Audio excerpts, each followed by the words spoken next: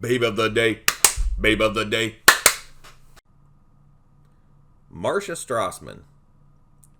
One thing can be said about Marcia Strassman as an absolute. She was a good-looking woman at any age, blonde or brunette. Even when she was way past the age of being a model, she could have been a model. Being 5'10" helped. Marcia was a good actress, and even though she wasn't too familiar with top billing, she would often have major supporting roles.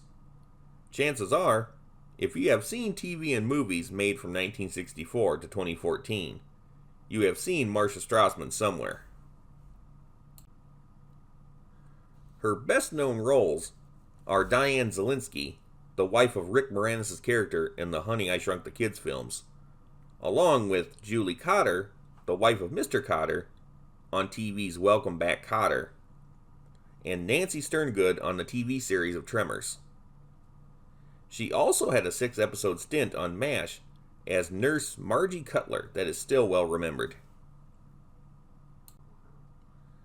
Marcia's first major start in show business came in the fall of 1963.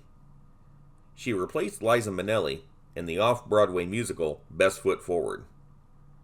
Critics noticed Marcia right away, and she got good reviews as being a talented comedian. The next summer, she did a production called Days of the Dancing in Westport, Connecticut, about beatniks wasting their lives in a beach bar. Her TV debut was on The Patty Duke Show in 1964. Marcia would be on the show 2 more times as different characters. Her first film was a small role as a reporter in Changes from 1969. She would eventually work a lot in both mediums. What a lot of people may not realize is that Marcia Strassman was also a talented singer. Beginning in 1967, she recorded 3 singles for Uni Records, but with limited success. After her last effort in 1968, she dedicated herself entirely to acting. Marcia's first real noticeable role was Nurse Margie Cutler on the MASH TV series. She was in just 6 episodes from 1972 to 73, but she's still one of those well-remembered minor characters. Her real breakout role came in 1975 with the TV series Welcome Back, Kotter. She played Julie Kotter, the wife of the title character, for all 4 seasons. This show helped make Marcia Strassman a name actress for the last half of the 70s. She made a lot of guest appearances on other TV shows during Kotter. It wasn't until 1982 when she started working in feature films again.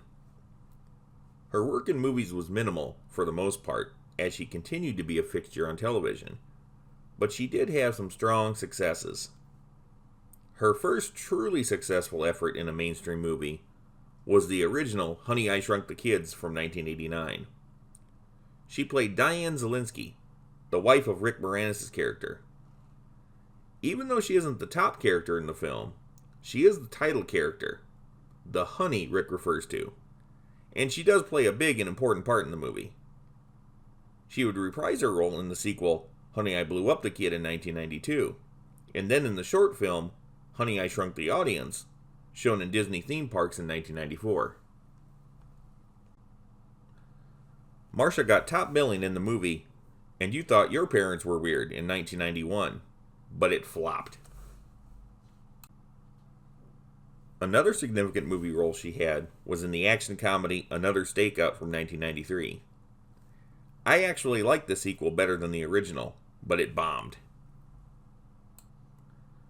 Marcia had prominent roles in other feature films, but the only commercial successes were the Honey I Shrunk films. Her TV career fared much better. She is best known for Julie Kotter and her many guest appearances in TV shows and TV movies. She was, however, a series regular on a few other series. Marcia played Alicia Rudd on the short-lived action show Booker from 1989 to 90. Although that show was only on for a very short time, I still remember it by name and the advertising for it. The Fox network really wanted this to be a hit, but it just didn't make it. Booker even had a good cast with its lead, Richard Grieco, Lori Petty, and its many guest stars. Marsha's next regular role on television was the series Tremors in 2003. Although the series only lasted for 13 one-hour episodes, it was canceled more because of network politics than actual ratings performance. The Tremors movie series was a pretty successful franchise. After Tremors 3, it was decided to make a regular TV series, picking up right where that movie left off. It aired on the Sci-Fi Channel. I thought the series was great, and a lot of Tremors fans feel the same way. Marsha played the character of Nancy Sterngood. She was not the original Nancy of the movies. The original actress, Charlotte Stewart, was unavailable. To be honest, I thought Marcia Strassman's portrayal was better. I don't want to upset any Tremors fans, because I'm a fan myself. I still think Charlotte Stewart was good in the movies, but we don't really see her a lot, and she wasn't allowed to be as much of a character. The series fleshed out Nancy's personality quite a bit. She was more involved in the action than she had ever been before. Not only that, but she was becoming more tied to the hero character of Burt Gummer, played by Michael Gross. If the show had continued to a second season, Burt and Nancy were going to be romantically linked. This is an idea that would never come to pass when the movies continued. I also have to state that Marcia Strassman, as Nancy Sterngood, looks real good in a pair of jeans. She wears them well. Marsha worked after this, but not as heavily and only through 2006. She appeared in one more TV movie called Looking for Mr. Right in 2014, but this would be her last credit. Sadly, she died later that year of breast cancer. She had battled it for many years. In 2008, Marsha published her memoir describing her life, career, and illness. Marsha was married once, from 1984 to 89, and had a daughter. Although Marsha never became a superstar leading actress, I do believe she had the looks and the acting talent to reach that status. When she was actively working, she seemed to get acting jobs rather easy. She was definitely a dependable actress who specialized in playing likable characters. Marcia Strassman left behind a long string of memorable roles in shows that people like to watch.